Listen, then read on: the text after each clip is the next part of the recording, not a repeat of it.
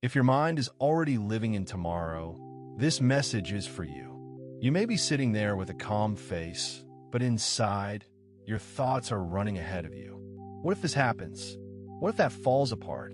What if I am not ready? What if I lose what I have? What if the answer never comes?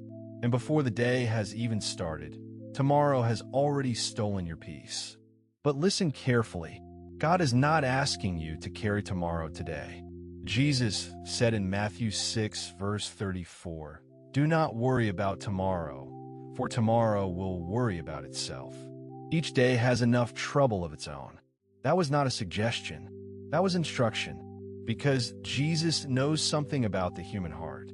He knows we try to live in days we have not been given yet. We try to solve problems that have not arrived yet. We try to survive pain that may never happen. And then we wonder why we feel exhausted.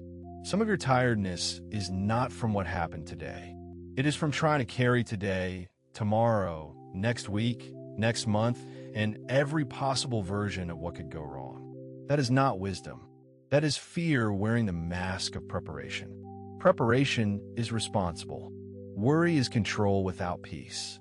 And God never designed you to live under that weight. The enemy wants your mind in tomorrow because if he can pull you out of today, he can pull you away from the grace God has already placed in front of you. There is grace for this conversation, grace for this bill, grace for this decision, grace for this moment. But there is not grace for an imaginary disaster you have built in your head at 2 a.m. God gives daily bread, not yearly bread, not lifetime bread, daily bread. That means there will be provision when the day comes. There will be wisdom when the decision comes. There will be strength when the battle comes. There will be peace when you stop trying to be God over things only God can hold. Philippians 4 says, "Do not be anxious about anything, but in every situation, by prayer and petition, with thanksgiving, present your requests to God." Notice what it does not say. It does not say pretend the problem is not real. It does not say ignore responsibility. It does not say strong believers never feel pressure. It says bring it to God, not after you panic, not after you overthink, not after you have played every worst-case scenario in your mind. Bring it to God first, because prayer is not your last option. It is your first line of defense. When anxiety speaks, it says, "You are alone."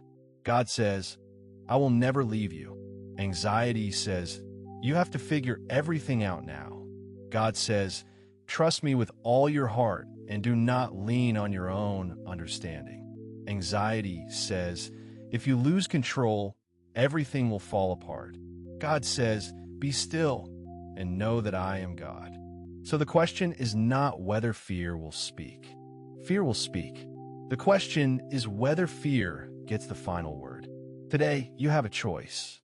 You can keep rehearsing tomorrow's trouble, or you can return to today's grace.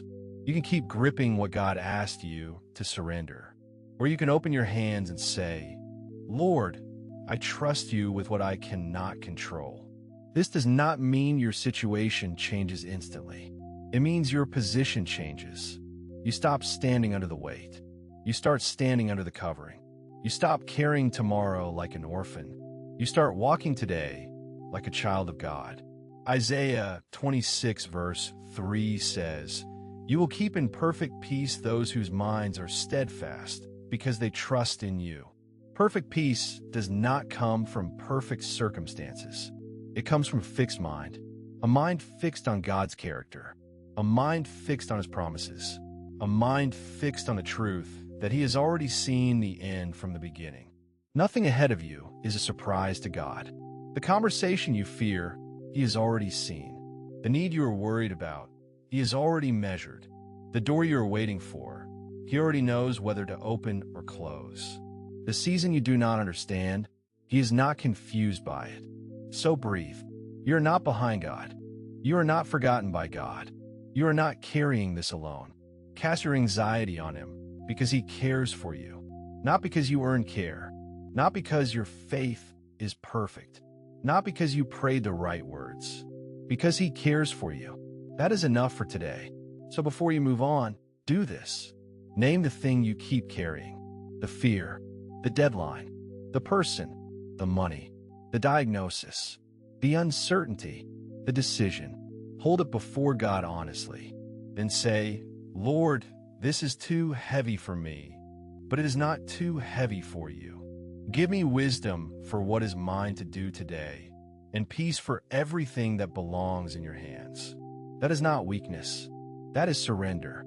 And surrender is where peace begins. God is not asking you to carry tomorrow today. He is asking you to trust Him with this day. And if He is already there tomorrow, then you can meet Him here today.